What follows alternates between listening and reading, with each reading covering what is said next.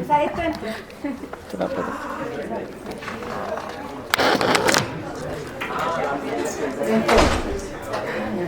Vamos a hablar de la glándula suprarrenal. La suprarrenal es una glándula compleja. Contiene una corteza y contiene una medular. La medular no la vamos a tocar hoy día. Probablemente la van a tocar en la clase de hipertensión de origen endocrina. Tampoco vamos a tocar mucho sobre los mineralocorticoides que también van en esa vía. Las deficiencias de mineralocorticoides, paciente pobre, todo esto, la misma cosa. Tampoco la voy a ver mucho porque si no iba a ser imposible. Pero vamos a hablar esencialmente de los glucocorticoides, un poquito de las acciones mineralocorticoides. Entonces también para entender lo que son. Ahora esto, el tema de las cortezas suprarrenales es interesante, ha dado 3 premios Nobel.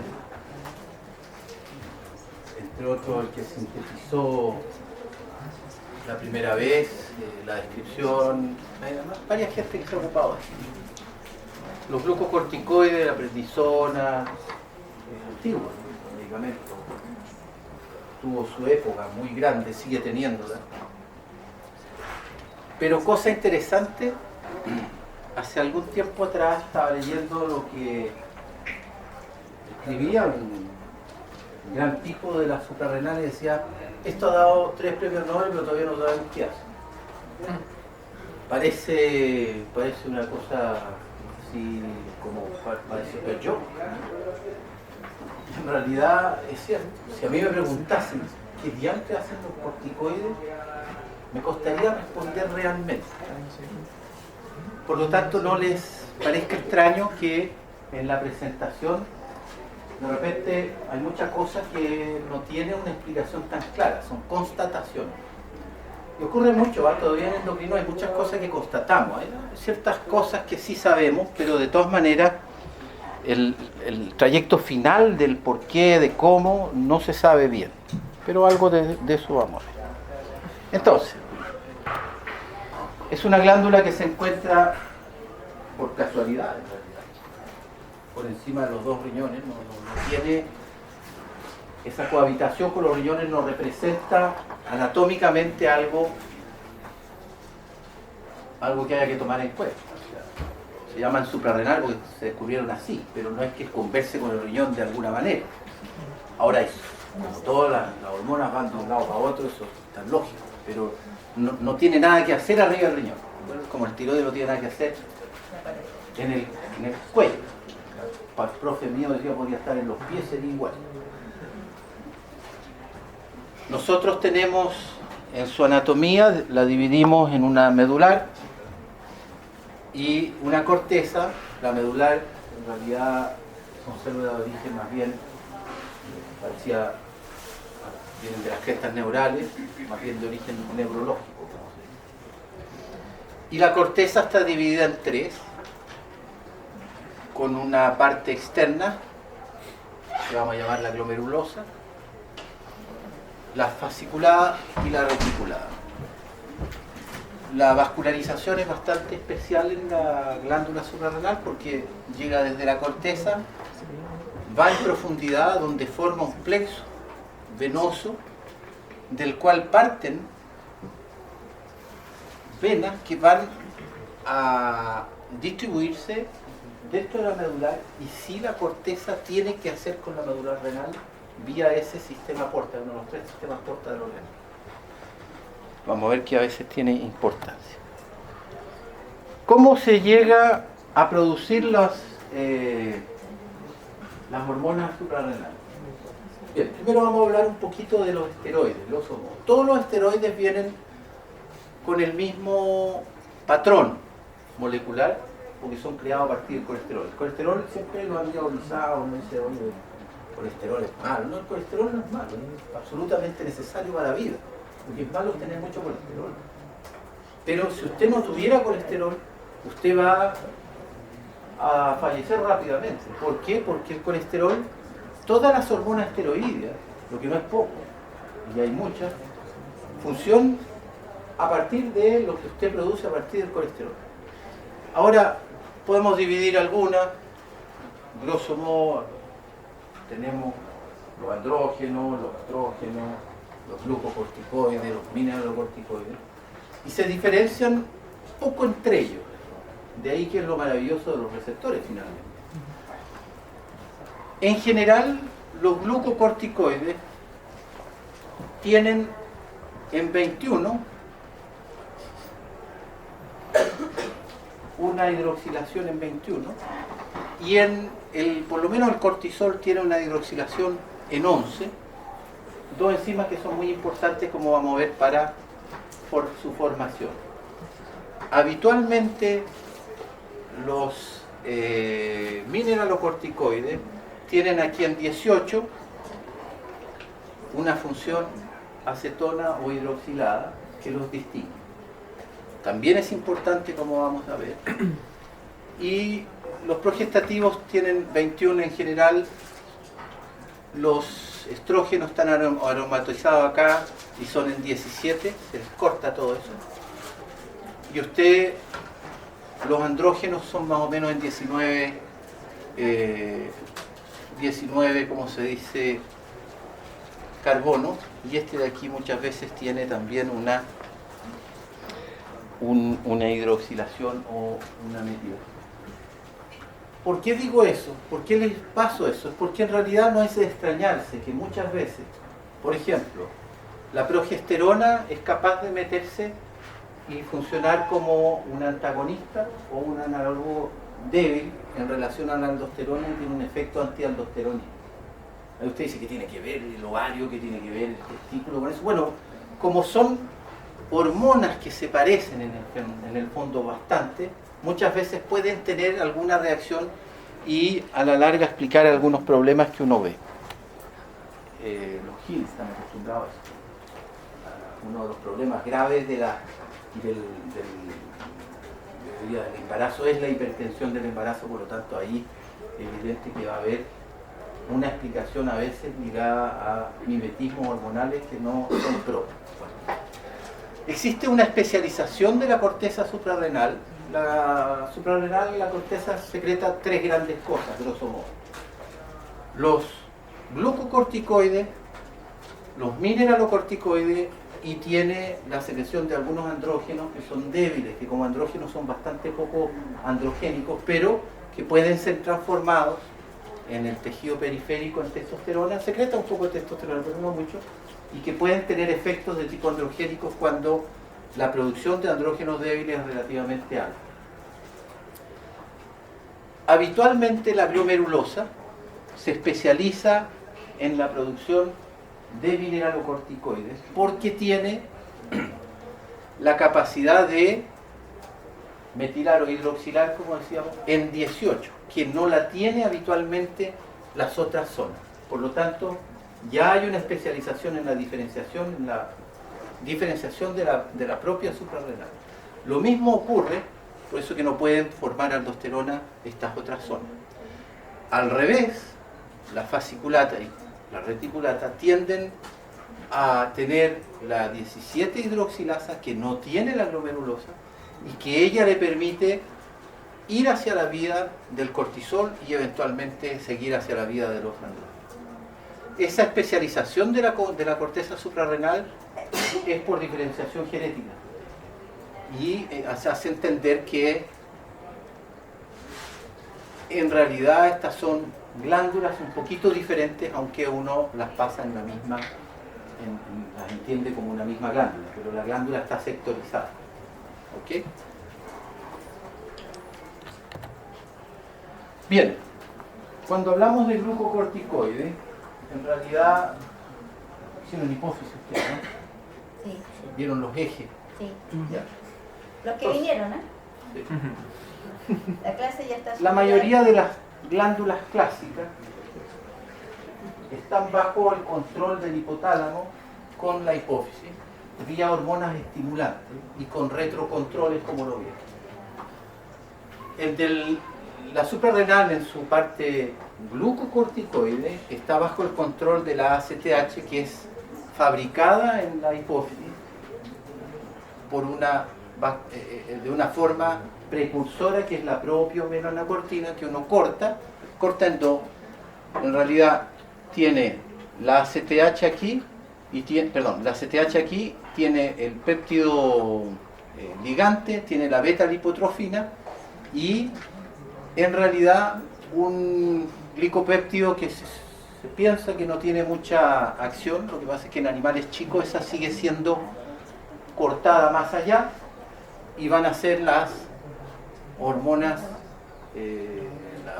¿cómo se llama? La MSH, la forma gamma, tiene la alfa MSH a partir de la CTH, pero esta parte de aquí no se hace en la hipófisis, se hace en el cerebro y esa no llega a la periferia. Por lo tanto, habitualmente el color de la piel que da la CTH no es ligado, como en animales más pequeños, los roedores, otros que secretan MSH, pero directamente a la CTH, que es capaz de meterse en los receptores de los melanocitos. ¿Ok? Bien, es un poquito diferente que en los animales chiquitos. Ahora, evidente, adentro están también, si se corta más, va a tener encefalina, o sea, muchos de ellos son neurotransmisores que nosotros tenemos a nivel local del cerebro, pero no por fuera en la periferia. ¿Cómo se secreta esto? Habitualmente es una estimulación a nivel del hipotálamo. Las influencias son de todo tipo. Hay el estrés, catecolaminas, algunas son inhibidoras, otras estimuladoras, y grosso modo hay dos grandes estimuladores: el CRH, que es el principal, y un poco la vasopresina. No estamos hablando de la vasopresina que circula y que viene al riñón a regular el agua libre. Estamos hablando de a nivel del hipotálamo y del sistema porte hipofisiario, que llega electivamente vasopresina hacia allí. Estos estimulan la CTH, a la cual es secretada, y va a terminar ella estimulando al cortisol. A su vez, el cortisol reprime, por un feedback negativo, el hipotálamo y en parte la hipófisis para equilibrar su nivel sanguíneo en un set point que está determinado exactamente como habíamos hablado antes, a nivel hipotálamo hipofisial. Y ese set point puede cambiar un poco según algunas situaciones, en los alcohólicos, en los deprimidos. Hay muchas veces algunos cambios que no representan exageración del fenómeno, sino un cambio de set point. Bien, habitualmente el eje corticotropo tiene un ciclo circadiano, a donde usted va a ver que la CTH, si bien es secretada de manera irregular, usted va a ver que la CTH llega, de repente está alto, de repente está bajo. Tener cuidado porque usted puede tener momentos en que la CTH está muy baja y en otros momentos más alta, pero cuando usted ve la integración de todo esto, se da cuenta a través de la secreción de cortisol que existe netamente un ciclo circadiano donde en la mañana el cortisol está más secretado y finalmente en la noche o tarde en la noche es donde prácticamente no está secretado. Y la interrupción de ese ciclo muchas veces lleva a trastornos importantes. Por ejemplo, cuando usted va y le cambia la luz a la gente, los cambios de horario, por ejemplo, están bastante, la pelea muy grande para que no se hagan cambios de horario, porque descontrola los ciclos circadianos de las personas, y las personas presentan más depresión, desorientación, sensación de angustia, sensación de ansiedad. Y cuando usted cambia más todavía y se va y se toma un avión para ir a Europa, tiene 6 horas de decalaje, imagínese cómo queda. Se demora casi 2 semanas en restablecerse de nuevo un ciclo correcto. Y por desgracia a los 10 días volvió, imagínese cómo queda ese pobre cerebro. Esto más o menos retoma lo que estábamos diciendo, ¿no? El ritmo, los elementos estresores, ¿no? A nivel hipotalámico cambian un poco la secreción de CRF y por supuesto lo que hemos dicho a nivel del cortisol y su retrocontrol. Al contrario, los mineralocorticoides dependen muy poco del ACTH. Cuando usted artificialmente, de manera farmacológica, estimula por ACTH, la subida de la aldosterona es muy baja, solo 30%. ¿Tiene algo que hacer con la aldosterona? Sí, pero en fisiología eso no tiene significación. No es un regulador fisiológico de la secreción de aldosterona. La aldosterona depende mucho más de otras dos cosas. En realidad del volumen y la secreción de renina y producción de angiotensina, que va a estimular la producción de aldosterona. Y por otro lado, el potasio también, en el fondo, es un gran estimulador de la secreción directa que sobrepasa la secreción de renina. ¿Ok? Todo eso debería ser más o menos conocido. Esto era para decirle un poco lo que ocurre. La ACTH sigue siendo un receptor clásico, en la cual a través de la producción de AMP cíclico uno cambia la producción de cortisol en las células de la córtico suprarrenal. Bien, eso lo acabamos de ver. Acción. Entonces, cortisol. El cortisol, como toda hormona esteroide, no es soluble en el agua. Al no ser soluble en el agua, tenemos un problema habitualmente. Todas las hormonas que no son solubles en el agua tienen que llevar un transportador para ir de un lado a otro. O si no, no se puede. Pero ¿qué pasa? Los transportadores pueden ser muy buenos, tener una afinidad por el sustrato muy grande y no querer entregar. Ocurre. En general, el dogma es que las formas libres son las que actúan. Está por ahí nomás. La testosterona a veces se ha visto que es internalizada, digerida y puede ser a veces entregada a los núcleos a partir de la hormona total ligada.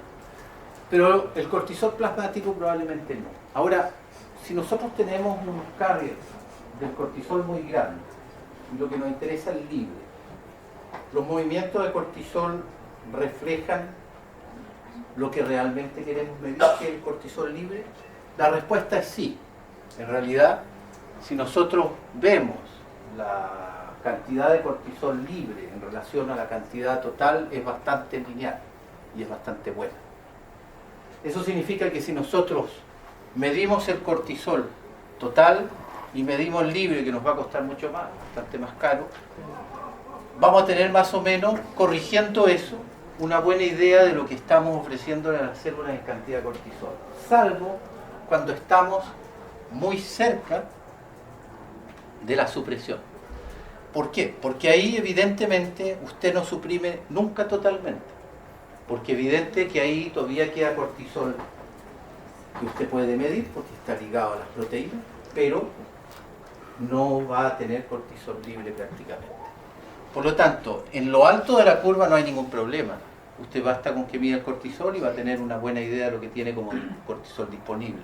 Pero para abajo, si suprime, los test de supresión van a tener problemas en la gente que tiene proteínas portadoras muy elevadas. ¿Quiénes son esa gente? Bueno, clásicamente hay algunas situaciones, la píldora anticonceptiva, los estrógenos, el embarazo, tienden a hacer subir la proteína portadora, por lo tanto usted la sube aquí y le va a costar medir hacia abajo.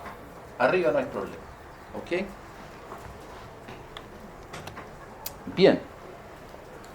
¿Qué hacen los corticoides? Bueno, los corticoides hacen muchas cosas, como les decía yo, no sabemos bien todo lo que hacen, pero, grosso modo, en casi todo lo van a tener acciones.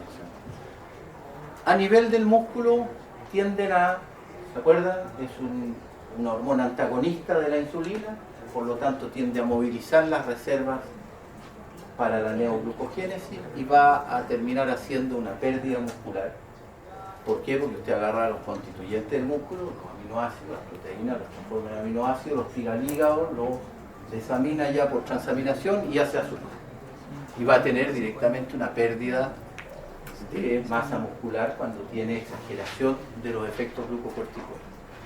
Más aún, a nivel del hígado va a tener tendencia a hacer que el hígado produzca más azúcar, y si la persona maneja mal su glicemia, que tiene una deficiencia en secreción de insulina, va a aparecer una hiperglicemia, eventualmente va a desenmascarar una diabetes.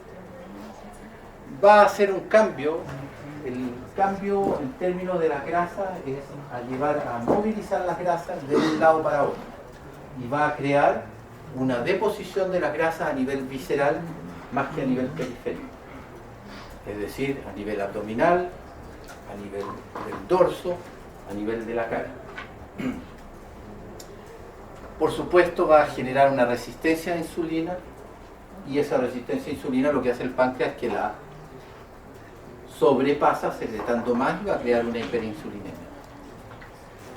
A nivel de del sistema inmune, los corticoides son líticos a altas dosis,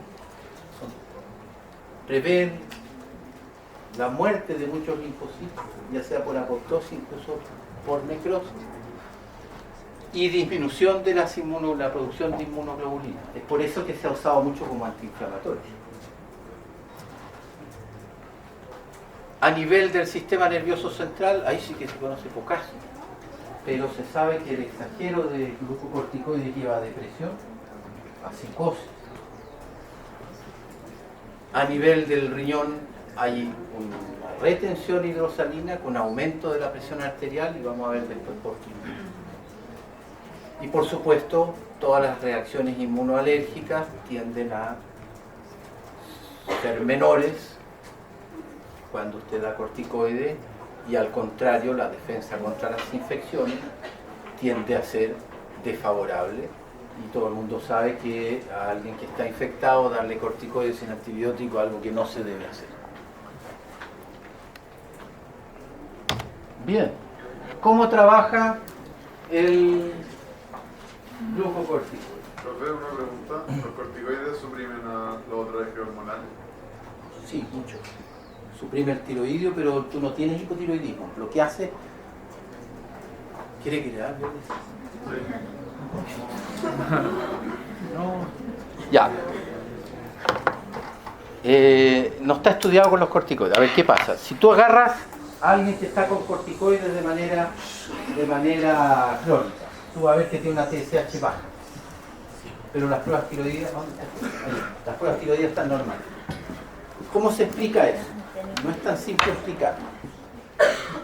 No tengo la impresión de que haya habido trabajo, o yo no lo he leído en todo caso, que muestren cuál es la adaptación del tiroide para eso.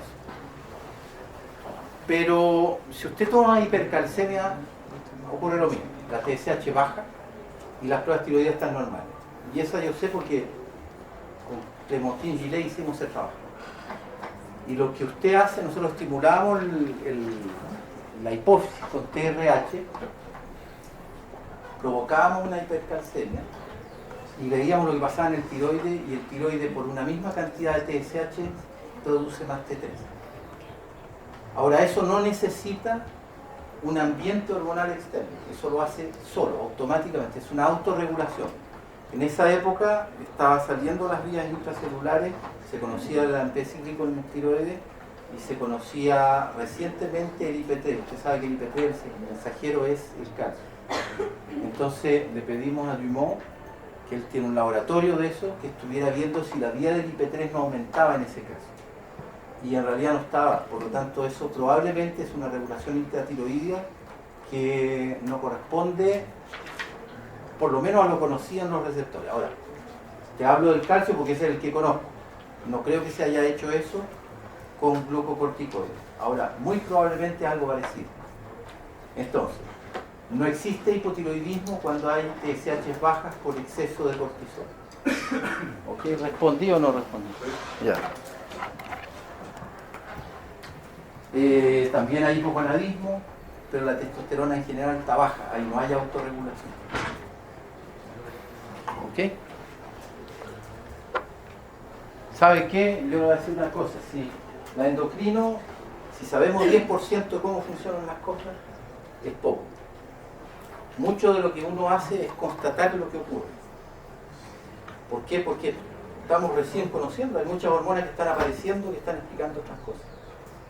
Entonces es posible que haya otra que toma a cargo algo que nosotros pensábamos que estaba. Pero eso no lo sabemos. ¿De acuerdo? Bien, entonces, lo mismo ocurre con todo el aparataje intracelular de cómo funcionan las cosas.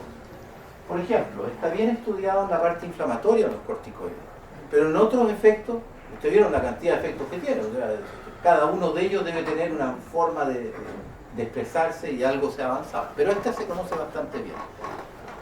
¿Qué ocurre con el cortisol? Habitualmente esta es la parte antiinflamatoria, ¿de acuerdo? El cortisol entra a la célula y se acopla con un receptor que está habitualmente en el citosol. En el citosol, habitualmente ese receptor está acoplado a una proteína que le impide activarse, si tú quieres. Y el cortisol, al activarse, al meterse al receptor, se desliga de la proteína que lo tiene inactivo y ese receptor es capaz de reconocer dos promotores en el gen, por ejemplo, en este caso, que va a ser coactivado y va a inhibir la producción de, en general, la proteína KB o de TNF o interleuquina. Entonces, cuando él viene, va a hacer que los genes que producen los linfocitos para poder hacer citoquina no sean transcritos. ¿De acuerdo? ¿Qué pasa si el cortisol no está en el receptor? Ese receptor se une a la proteína de nuevo y no puede ligarse. Por lo tanto, es en el fondo el cortisol no directamente que va a cambiar el transcurso de la traducción genética, sino que va a ser en el fondo la llave que hace que se pueda interrumpir esa transcripción. ¿De acuerdo? También, porque en biología nunca hay una sola vida, el mismo receptor acoplado al cortisol es capaz de atrapar a la proteína KB. Usted sabe que la KB es necesaria a la replicación y la producción de citoquinas por los linfocitos. Por lo tanto, además el KB que ha sido hecho lo logra atrapar y sacar de circulación. Por lo tanto, un sistema bastante correcto y es muy potente como antiinflamatorio. ¿Ok? Bien, la mayoría de los esteroides tienen ese modelo de acción, es decir, con un receptor citosólico, una maquinaria que usted inhibe y ya no puede producir algo. Al contrario, hay otros que no son inhibidos, sino que son estimulados por ese sistema con un receptor que, junto con el cortisol, a diferencia de otros sistemas, aquí el mismo esteroide, junto con el receptor, muchas veces el receptor es el que reconoce la secuencia en el DNA. ¿Ok? Y eso hace que usted pueda tener que una hormona, una sola hormona, que se parece, pueda tener acciones en tejidos tan diferentes. Porque en realidad el reconocimiento no es la hormona, sino el propio receptor que estaba esperando para poder ser activado esa hormona. Si no, no podríamos decir, oye, células tan diferentes, con cosas tan diferentes, como que logra tener una especificidad. Y esa es la llave de la especificidad. ¿Ok? ¿Entendieron eso, no? Ya. Un buen alumno. Porque yo no he entendido nunca ese tema. Ya, los corticoides tienen una importancia, yo diría todavía crucial, son un arma que usamos en muchas enfermedades, lo van a ir viendo a poco, por supuesto, de reemplazo en las deficiencias, eso no hay ninguna duda, pero también como antiinflamatorio, en los trasplantes, en enfermedades autoinmunes diversas. O sea, yo diría que no hay médico, no hay especialidad médica que no tenga uso de corticoides. O sea, algo que está, todos ustedes van a tener que en algún momento dado saber lo que es. ¿Qué es lo que hay que saber? Nosotros planteamos siempre equivalencias en los diversos glucocorticoides que usamos. Como referencia vamos a usar el cortisol, ¿ok?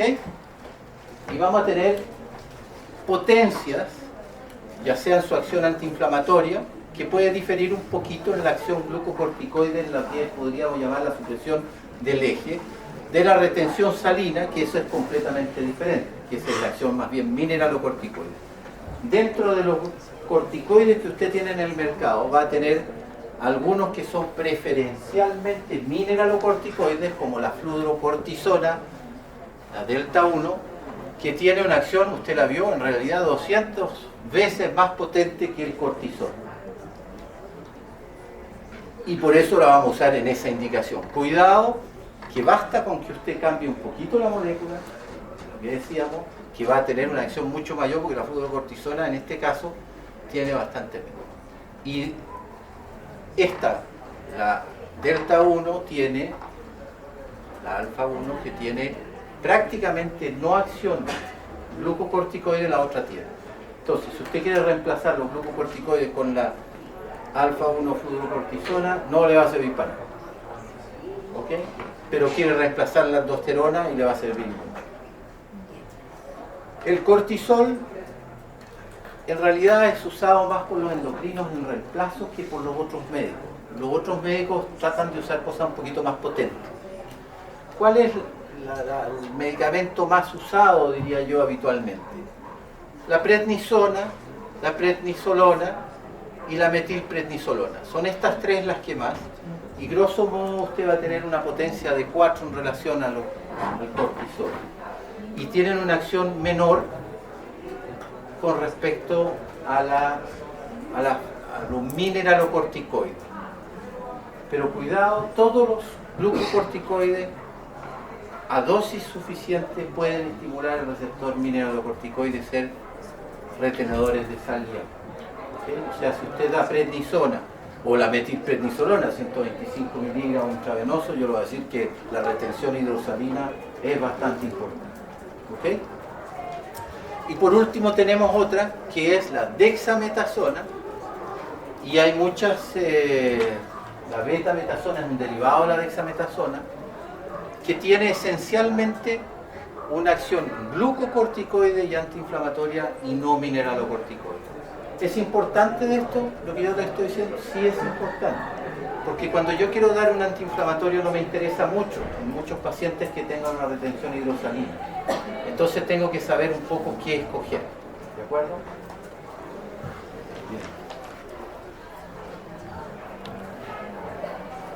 Bien. Listo. Llegamos justo. ¿Y usted cree que el viernes alcanzamos a ver Sí. eso? Sí. Así como No, sí, sí. Ni un problema. de media. Ni un problema. Estoy...